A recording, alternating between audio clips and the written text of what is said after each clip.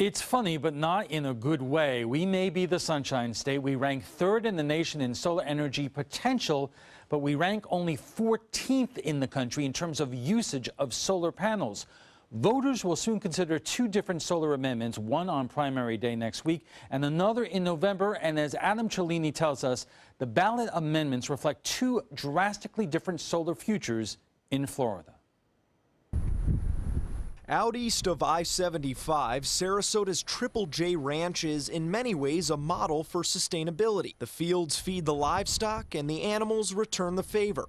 But 6 years ago, the ranch added a modern touch to make other operations self-sufficient. It's basically designed to produce enough power for the ranch and then the ability to actually sell back excess electricity to the utility company. The 300-panel system wasn't cheap, over $350,000, which is included in Triple J's property taxes every year. Local contractor Tom Harriman installed the system, but says other businesses are wary to do the same. It's a huge barrier. It's just another added expense on top of putting the installation in, which affects the affordability of the installation on a long-term basis. That's why Harriman, a board member of the Florida Solar Energy Industries Association, has campaigned hard for Amendment 4, which would remove the value of solar equipment on commercial property taxes. It will be the only amendment on this year's August 30th ballot, but one solar proponents say voters should take a very careful look at, as it could define the future of solar energy here in Florida. Solar equipment is already exempt from residential property tax and sales tax, not to mention a 30% federal tax credit. This was really one of the last ones that we see that needs to get in place to complete more activity, more solar installations in the state of Florida. The amendment drew bipartisan support in the Florida legislature and also a thumbs up from top power players like Duke Energy, who said in a statement that they are pro-solar and supportive of ideas that advance solar so long as consumers are protected. However, the bill's few opponents worry consumers who can't afford solar won't be protected, rather footing the bill for those who remove themselves from the grid. Economist Kristen Zaborski says the claim is worth considering. I suspect Florida Power and Light or Duke Energy, out of the goodness of their heart, they're not going to take on that extra cost themselves.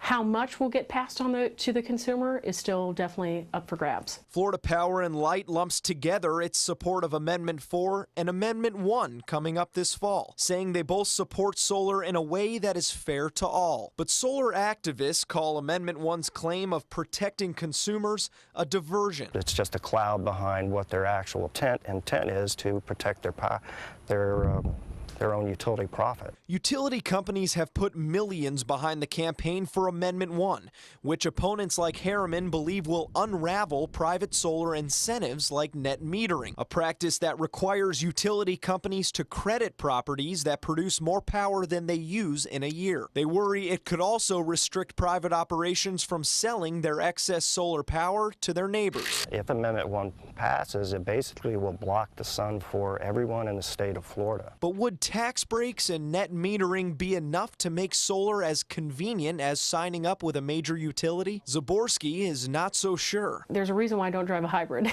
It's still expensive for me. And it's the same for why I don't have 3 or 4 solar panels. It's still cost prohibitive. A recent Florida Chamber of Commerce poll of over 600 voters revealed that 70% were in favor of Amendment 4. But as soon as August 30th passes, Harriman says the Florida Solar Energy Industries Association will be switching all its resources towards campaigning against Amendment 1 in November. In Sarasota, Adam Cellini. Alan, back to you. According to figures released today by the Energy and Policy Institute, Florida's energy utilities have donated close to $14.5 million directly to consumers for smart solar. That's the group backing Amendment 1 in November.